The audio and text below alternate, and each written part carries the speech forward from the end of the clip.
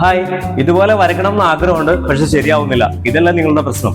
നമസ്കാരം, ഷാനോസ് മുടിക്കലാണ്. നമ്മുടെ കയ്യിൽ വ്യത്യസ്തമായ ഒരുപാട് ഷെയ്ഡിംഗ് പെൻസിൽസ് ഉണ്ട്, ആധുനിക രീതിയിലുള്ള ഇറേസിംഗ് ടൂൾസ് ഉണ്ട്.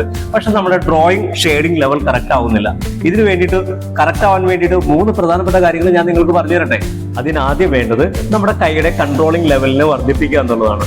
ടോപ്പിൽ നിന്ന് ബോട്ടത്തിലേക്കും, ബോട്ടത്തിൽ നിന്ന് ടോപ്പിലേക്കും, ലെഫ്റ്റിൽ നിന്ന് റൈറ്റിലേക്കും, റൈറ്റിൽ നിന്ന് ലെഫ്റ്റിലേക്കും നമ്മൾ വളരെ സാവധാനം ഷെയ്ഡ് ചെയ്ത് പരിശീലിക്കുന്നത് നമ്മുടെ കൈയുടെ കൺട്രോളിംഗ് ലെവലിനെ വർദ്ധിപ്പിക്കുകയും നമ്മുടെ ഷെയ്ഡിംഗ് ഡ്രോയിങ് ലെവൽ നല്ല ഭംഗിയാക്കുകയും ചെയ്യും.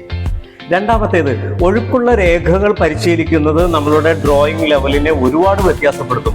ഇതുപോലുള്ള രേഖകളും ഡിസൈനുകളും നമ്മൾ നിരന്തരം പരിശീലിക്കുന്നത് നമ്മളെ ഡ്രോയിങ് ലെവലിനെയും അതുപോലെ കണ്ണിന്റെയും കൈയുടെയും തലച്ചോറിന്റെയും കോർഡിനേഷൻ കറക്റ്റ് ആക്കാനും നല്ല ചിത്രങ്ങൾ സൃഷ്ടിക്കുവാനും നമ്മളെ സഹായിക്കുന്നതാണ്.